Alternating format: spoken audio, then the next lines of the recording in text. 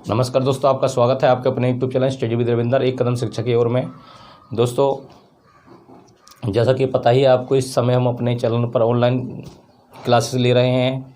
हमारी जो 9th की जो मैथ की क्लास होती है वो 9 बजे होती है, जो मैथ की क्लास होती है 10 बजे होती है। और अब से साइंस की क्लास और जुड़ चुकी है, जो कि आपकी 9वीं की 2 बजे होती है और 10वीं की 3 बजे, ठीक है ना। तो इससे पहले वाली वीडियो में हमने चर्चा करी थी क्लास 9th के चैप्टर की, हमारे आसपास के पदार्थ, ठीक है। ये कल वाला है, मैंने अभी तक मिटाया नहीं है, तो आज उसका सेकंड वीडियो है, आज हम इसकी चर्चा करेंगे। और कोई भी बच्चा नया है तो पहले चैनल को सब्सक्राइब कर ले और बेल आइकन को जरूर दबा ले, ठीक है ना। और हमारा जो भी वीडियो अगर आपको देखनी है तो आप यूट्यूब चैनल पर डायरेक्ट आइए। यूट्यूब चैनल पर आपका नीचे ऑप्शन आ रहा है, इनबॉक्स का ऑप्शन आ रहा है, उस पर क्लिक कीजिए, आपको हमारा नोटिफिकेशन मिल जाएगा जो हाल ही में वीडियो आई हुई होगी। और आप सब्सक्राइब पर जाएंगे तो सब्सक्राइब में ऊपर चैनल के नाम आते हैं, तो ऊपर आपको हमारा चैनल दिख रहा होगा, तो वहाँ पर आप सीधा जाएंगे। तो जब उसको ओके करेंगे हमारे चैनल को, हमारी सारी की सारी वीडियो आ जाएंगी, ठीक है ना। और अगर आपका पीछे का कुछ चीज़ छूट रहा है तो इस ऑप्शन में आपको एक ऑप्शन मिलेगा प्लेलिस्ट का। आप प्लेलिस्ट पे जैसे ही क्लिक करेंगे तो आपको सामने दिखेगा 9th क्लास मैथ और 10th क्लास मैथ, ठीक है ना। 9th class science, 10th class science, तो वहाँ पे जाके आपके उनमें से किसी भी ऑप्शन पर क्लिक कर लीजिए जो आपसे रिलेटेड है, तो आपको सारी पीछे की वीडियो भी मिल जाएंगी। तो आप शुरू से भी वहाँ से सिलेबस कर सकते हैं, ठीक है ना। तो आगे चलते हैं, देखिए हम करते हैं आगे। तो आज हम पढ़ने वाले थे ठोस। देखिए ठोस के बारे में पहले हम बात करते हैं। देखिए पदार्थ 3 प्रकार के होते हैं, ठोस, द्रव, गैस। पहले ध्यान रखेंगे इस चीज़ का, ठीक है ना। तो सबसे पहला टॉपिक हम करेंगे ठोस पे बात, ठीक है ना। तो ठोस का पहला पॉइंट क्या है, इन सभी एक निश्चित आयतन होता है। देखिए ठोस का क्या होता है, एक निश्चित आयतन होता है, उसकी स्पष्ट सीमाएँ होती हैं, स्थिर आयतन होता है, यानी नगण्य संपीड़न होता है, ठीक है ना। देखिए आप कोई भी ठोस ले लीजिए, टेबल, मेज, कुर्सी, जैसे मैंने मार्कर ही ले लिया, ये ठोस है, ठीक है ना। देखो इसका एक आयतन निश्चित है, मैं इसको यहाँ पे रखूँगा, टेबल के ऊपर रख दूँ तो भी आयतन वही है, कुर्सी के ऊपर रख दूँ तो भी उतनी जगह घेरेगा, ठीक है ना। कहीं भी रख दूँ उतनी ही जगह घेरेगा, ठीक है ना। ये तो इसका आयतन निश्चित है। और आगे इसका संपीड़न नहीं हो सकता। संपीड़न आपको पता होना चाहिए, जैसे कुछ ज़्यादा चीज़ है उसको इकट्ठी कर देना, ठीक है ना। पन्नी है, पन्नी को क्या करा हमने, पन्नी एकदम अभी स्वतंत्र है, ऐसी कैसी फूली हुई, अब उसको हमने ऐसे करके पकड़ा, यूँ करके, और हमने उसका संपीड़न कर दिया। कपड़ा है, अब कपड़े को क्या करा, इसको इस तरीके से हम गोली बना देते हैं ऐसे करके, देखिए। तो ये क्या हुआ, हमने इसको जो छोटा किया है वो इसको संपीड़न कर दिया, ठीक है ना, संपीड़ित करना, तो इसको संपीड़न कहते हैं। तो जो हमारा ठोस पदार्थ होता है उसको हम ऐसे नहीं कर सकते, उनका संपीड़न नहीं कर सकते। अगर मैं इसको करूँ तो ये इकट्ठा नहीं होगा, इसमें कोई संपीड़न नहीं होगा, ठीक है ना। तो ठोसों में संपीड़न नहीं होता है, ठीक है ना। ठोस का आकार निश्चित होता है, कहीं पे भी रख लो, ठीक है। उसकी सीमाएं निश्चित होती हैं, ठीक है ना, उसका आयतन निश्चित होता है। आगे, भारी बल लगाने पर ठोस टूट सकता है। हाँ, अगर आप इस पर बल ज़्यादा लगाओगे तो क्या होगा, ये टूट जाएगा, लेकिन इसका आकार नहीं बदलेगा, ठीक है ना। इसका आकार नहीं बदलेगा, बेशक ये टूट जाएगा। इसलिए ये है दृढ़ भी होते हैं, जो ठोस होते हैं दृढ़ होते हैं। तो ठोस का आपको पता चल गया होगा। नेक्स्ट आते हैं, देखिए अब 2-3 चीज़ एग्जाम्पल आपकी किताब में दे रखा है। रबड़, रबड़ होता है, एक जूड़ों में लगाता है रबड़, जूड़े में, ठीक है ना। छोटा छोटा रबड़ भी आता है, काला काला, ठीक है ना। तो क्या रबड़ ठोस है, क्योंकि रबड़ तो भैया खिंच जाती है और ठोस चीज़ तो खिंचती नहीं है, तो ये अपवाद है। तो जो रबड़ होती है उसको क्या कहते हैं, ठोस में गिना जाता है। पता है क्यों, क्योंकि रबड़ को खींच गई, लेकिन बाद में छोड़ने के बाद तो वैसी की वैसी हो गई, तो उसका आकार तो वैसे का वैसी रहा, ठीक है ना। रबड़ टूट जाएगा, ठीक है ना, लेकिन द्रव नहीं बनेगा। पानी टाइप तो है नहीं, इस तरीके से देख लीजिए, क्या वो पानी टाइप है, नहीं है। क्या वो गैस है, नहीं है, तो क्या रह गया, ठोस रह गया। तो रबड़ क्या होती, ठोस हो गई, ठीक है ना। इसी प्रकार से आपका स्पंज वाला रसगुल्ला है, भाई उसको दबा दिया, यहाँ पे तो बात की गई है कि उसको संपीड़न नहीं हो सकता, लेकिन उसके अंदर संपीड़न हो जाता है, उसको दबाओ तो दब जाता है जो रसगुल्ला होता है स्पंज वाला, लेकिन उसको छोड़ेंगे तो बाद में वो वैसी का वैसी हो जाता है, ठीक है ना। तो उसको भी ठोस कहा गया है। चीनी, देखिए चीनी भी ठोस है, क्योंकि उसका जो क्रिस्टल होता है ना छोटे वाला, वो ठोस ही रहता है, ठीक है। ये तीनों चीज़ें ठोस हैं, तो ध्यान रखना इसको। देखो, हम चीनी या नमक को अपने हाथ में लें या किसी प्लेट पर या जार पर रखें तो इसकी क्रिस्टल के आकार नहीं बदलता है। देखिए हम कहीं भी कटोरी में रख लें, प्लेट में रख लें, अलग अलग दिखेगा, लेकिन उसका जो क्रिस्टल एक दाना उठाएंगे ना, तो उस दाने का कुछ नहीं बदलता, ठीक है ना, वो वैसी का वैसी रहता है। नेक्स्ट देखते हैं, देखिए अब आ जाते हैं द्रव अवस्था पर। द्रव का आकार नहीं होता है लेकिन आयतन निश्चित होता है, ठीक है ना। जो ये मैं करा रहा हूँ, जो भी मैं आपको बोल रहा हूँ, तो आपको डिस्क्रिप्शन में नीचे की तरफ मिल जाएगा। आपको एक आपका लिंक आ रहा होगा, वहाँ पे जैसे क्लिक करेंगे तो आप उस पर ओके करने के बाद आप ड्राइव पर जाएंगे तो ड्राइव पे आके पूरा का पूरा यही फ़ोटो आपको मिल जाएगा, ठीक है ना। आप अपने आराम से कॉपी कर लेना उस चीज़ को, ठीक है। जो भी नए बच्चे हों भाई सब्सक्राइब कर लेना, ठीक है ना। और इस तरीके से आप ले सकते हैं। द्रव का आकार नहीं लेकिन आयतन निश्चित होता है।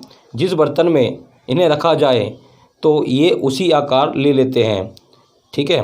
मतलब कहने का मतलब ये है, जो द्रव का जो आकार होता है वो आयतन उसका निश्चित नहीं है। उसको आप गिलास में भर दो तो गिलास में अलग लगेगा, जग में डाल दो जग में अलग लगेगा, प्लेट में डाल दो तो वो अलग लगेगा। तो उसका आयतन तो निश्चित है लेकिन आकार निश्चित नहीं है, उसका आकार बदलता रहता है। जिस बर्तन में इन्हें रखा जाए तो वे ये उसी का आकार ले लेती है। तो जिस बर्तन में रख देंगे तो उसी का आकार ले लेती हैं। द्रवों में बहाव होता है, जो द्रव होते हैं वो बहते हैं। पानी होता है, क्या होता है, बहता है पानी, ठीक है ना। उनका आकार बदलता है, तो उनका आकार भी क्या होता है, बदलता रहता है। नेक्स्ट आते हैं, देखिए जो गैसें होती है ना वातावरण के, जो वातावरण की गैसें होती हैं वो क्या होती हैं, जल के अंदर मिल जाती हैं, मतलब जल के अंदर उनका मिश्रण हो जाता है, ठीक है। अब इसी को लेके एक पॉइंट है, जो जल में रहने वाले, ठीक है ना, जल में रहने वाले जो जीव जंतु होते हैं वो जल में घुली हुई ऑक्सीजन का प्रयोग करते हैं, ठीक है ना। ये क्वेश्चन बनता है कि जलीय जो पौधे होते हैं, जलीय जीव होते हैं, वो कौन सी ऑक्सीजन का प्रयोग करते हैं, जल में घुली हुई ऑक्सीजन का प्रयोग करते हैं अपने जीवन जीने के लिए। और हम करते हैं एक वातावरण में जो हमारी ऊपर है, ठीक है ना। तो आगे बढ़ते हैं।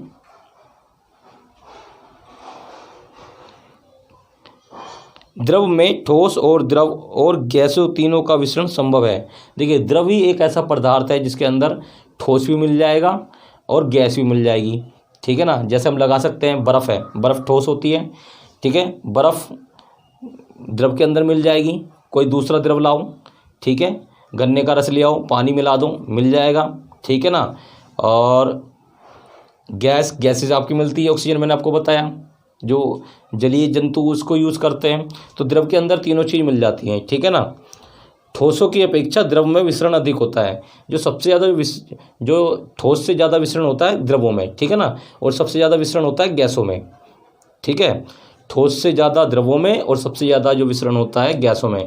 गैसों में ज़्यादा चीज़ें मिलती हैं, ठीक है ना, क्योंकि द्रव अवस्था में पदार्थ की, चलो इतना ही छोड़ते हैं इसको, आगे आते हैं गैसीय अवस्था पर। ठोसों एवं द्रवों की तुलना में गैसों की संपीड़ित काफ़ी अधिक होता है। देखिए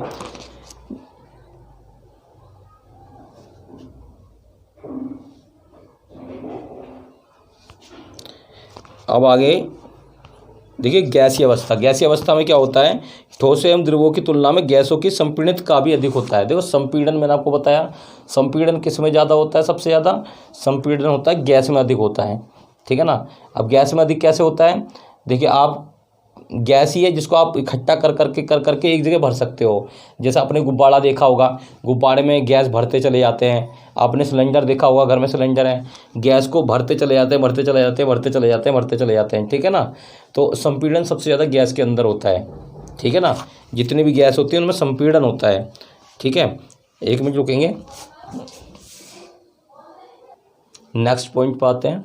देखिए नेक्स्ट पॉइंट क्या है हमारा, हमारे घरों में खाना पकाने में उपयोग की जाने वाली द्रवित पेट्रोलियम गैस या अस्पतालों में दिए जाने वाले ऑक्सीजन सिलेंडर में संपीड़ित गैस होती है।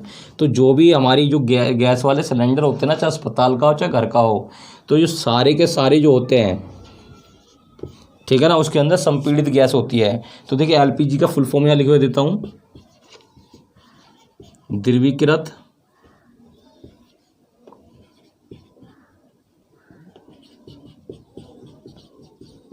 पेट्रोलियम गैस, ठीक है ना। ये होता है एलपीजी का फुल फॉर्म, द्रवीकृत petroleum gas, liquid petroleum gas, liquid petroleum gas, ठीक है ना।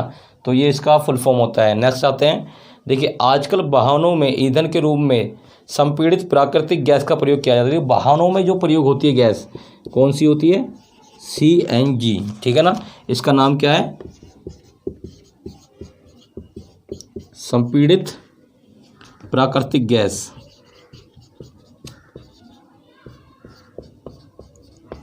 नेचुरल गैस, इसको बोलते हैं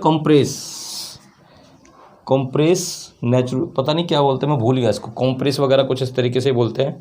आगे बढ़ते हैं। देखिए, संपीड़ितता काफ़ी अधिक होने के कारण गैस के अत्यधिक आयतन को एक कम आयतन वाले सिलेंडर में संपीड़ित किया जा सकता है। देखिए, गैस में अधिक से अधिक संपीड़न होता है, इसलिए उसे क्या करते हैं, जो छोटा सिलेंडर होता है ना सिलेंडर में, ठीक है ना, तो अधिक से अधिक आयतन वाली गैस को भी एक छोटे आयतन में भरा जा सकता है और एक स्थान से दूसरे स्थान पर उन्हें संपीड़न करके ले जाया जा सकता है, ठीक है ना।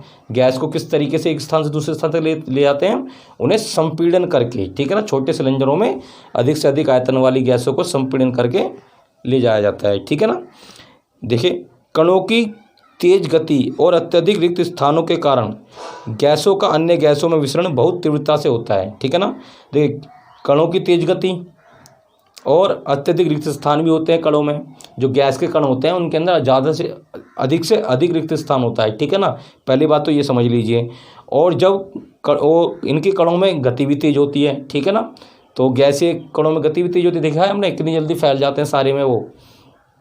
नेक्स्ट, के कारण अन्य गैसों से विसरण बहुत तीव्रता से होता है। तो सबसे ज़्यादा विसरण जो होता है वो गैस के अंदर होता है, ये आपको मैंने पहले ही बता दिया, ठीक है ना। विसरण गैस में क्यों होता है, क्योंकि एक तो ये तेज गति करते हैं, ठीक है ना। नंबर 2, इनके अंदर रिक्त स्थान होता है। नेक्स्ट आते हैं।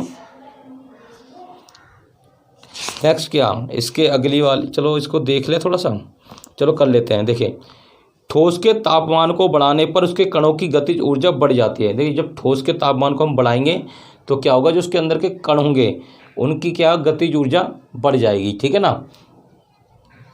आगे, गतिज ऊर्जा में वृद्धि होने के कारण कण अधिक तेजी से कंपन करने लगते हैं। देखिए, जब गतिज ऊर्जा में वृद्धि होती है, ठीक है ना, तो उसमें क्या होगा, जो हमारे कण होंगे वो अधिक तेजी से कंपन करने लगेंगे। नेक्स्ट आते हैं। तो एक अवस्था ऐसी आती है, हम यहाँ पे लेंगे बर्फ़ का हिसाब, ठीक है ना। बर्फ़ है, बर्फ़ को आप गर्म कर रहे हो, ठीक है ना, तो क्या होगा, बर्फ़ को गर्म करने पर क्या होगा, ठोस के तापमान बढ़ने पर उसके कणों में गतिज ऊर्जा आ जाएगी। तो जैसे जैसे आप बर्फ़ को गर्म करोगे तो उसके कण में क्या होगा, गतिज ऊर्जा आएगी, तो वो टूट के अलग होने लगेगा। पहले वो पानी की तरह होगा, ठीक है ना, फिर आप और गर्म करेंगे, उसके अंदर और गतिज ऊर्जा आएगी, तो वो क्या होगा, वाष्प बनकर ऊपर उड़ जाएगा, ठीक है ना। तो इस अवस्था में क्या होता है, एक अवस्था से ऐसी आती है जब ठोस पिघलकर द्रव में परिवर्तित हो जाता है। तो ऐसे में क्या होगा, जो ठोस होगा वो पिघलकर आपका द्रव बन जाएगा, ठीक है ना। और जिस पर ठोस पिघलकर द्रव बन जाता है इसको इसका गलनांक कहा जाता है। एक बार फिर रिपीट कर देते हैं। देखिए, ठोस है, ठोस को गर्म करा, ठोस को गर्म करने के बाद क्या होगा, ठोस को गर्म करने के बाद उसके जो कण हैं उनके अंदर थोड़ी गतिज ऊर्जा आएगी, वो थोड़े कंपन करने लगेंगे, थोड़ा सा अलग हट जाएंगे। इसमें ले लेते हैं बर्फ़ का एग्जांपल, ठीक है ना। बर्फ़ को गर्म करेंगे तो उसमें क्या होता है, थोड़ा द्रव बनने लगेगा, समझ में आ गई बात, ठीक है। और जब वो बनने लगेगा ना, तो इसी को क्या कहा जाता है, इस अवस्था को ही कहा जाता है ठोस का गलनांक कहा जाता है इस अवस्था को, ठीक है ना। अब देख लेते हैं, एक बार और पढ़ लेता हूँ। एक अवस्था ऐसी आती है जब ठोस पिघलकर द्रव में परिवर्तित हो जाता है, जिस पर कोई ठोस पिघलकर द्रव में बन जाता है। जब कोई ठोस पिघलकर द्रव बन जाता है तो इस अवस्था को इसका गलनांक कहा जाता है। समझ में आ गई बात। अब देखिए, बर्फ़ का गलनांक कितना होता है, बर्फ़ का गलनांक होता है 273 केल्विन, ध्यान रखेंगे 273.6 केल्विन। तो यहाँ से एक क्वेश्चन बनता है कि बर्फ़ का जो द्रव्यमान है वो कितना केल्विन होता है, 273 केल्विन होता है, ठीक है ना। आगे देखते हैं, बर्फ़ का गलनांक है, ये बर्फ़ का गलनांक बहुत इंपॉर्टेंट क्वेश्चन है, बर्फ़ का गलनांक, ठीक है। नेक्स्ट देखते हैं, अभी 1 मिनट रुकेंगे। हाँ चलो, एक टॉपिक और ख़त्म कर लेते हैं। देखिए, तापमान की अंतर्राष्ट्रीय इकाई SI। देखिए, जो तापमान मापने की जो अंतर्राष्ट्रीय इकाई है वो हमारी SI मात्रक, ठीक है ना। देखिए, अंतर्राष्ट्रीय इकाई, अंतर्राष्ट्रीय मतलब कि ये पूरे विश्व में जो तापमान मापा जाता है उसको अंतर्राष्ट्रीय इकाई होती है, ठीक है ना। इसे SI मात्रक कहते हैं, अंतर्राष्ट्रीय यूनिट, ठीक है ना। तो ये क्या है, आपका जो तापमान नापा जाता है केल्विन में, ठीक है, ध्यान रखना हमेशा, ठीक है। जो तापमान जो नापा जाता है केल्विन में नापा जाता है, ठीक है। तो ये हमारा अंतर्राष्ट्रीय जो मात्रक है वो केल्विन है, तापमान को मापने वाला, ठीक है। बहुत इंपॉर्टेंट क्वेश्चन है। नेक्स्ट क्वेश्चन करते, देखिए, 0 डिग्री सेल्सियस बराबर 273 केल्विन। 0 डिग्री सेल्सियस के बराबर होता है ये किसके बराबर होता है, 0 डिग्री सेल्सियस, ठीक है ना। तो 0 डिग्री सेल्सियस के बराबर होता है 273 केल्विन, ठीक है। सुविधा के लिए हम दशमलव का पूर्णांक बनाकर केवल 273 केल्विन ही लिखते हैं, ठीक है। तापमान की माप केवल केल्विन से सेल्सियस में बदलने के लिए हमें तापमान में 273 घटाना होगा, ठीक है ना। देखिए 273 दे रखा है। अब हम क्या करेंगे, अब कोई बंदा कह रहा नहीं मुझे तो सेल्सियस में बताओ, ठीक है ना। सेल्सियस में कितना होगा, तो हम क्या करेंगे, इसमें हमें इसमें बनाना है, सेल्सियस में बताना है, तो हम क्या करेंगे 273 इसमें से घटा देंगे, ठीक है। इस तरीके से आ जाएगा। तो कभी भी केल्विन से सेल्सियस में तापमान बनाना है तो 273 लिख दो। जैसे कि कोई चीज़ है, ठीक है ना, वो कितनी है, हम मान लेते 300,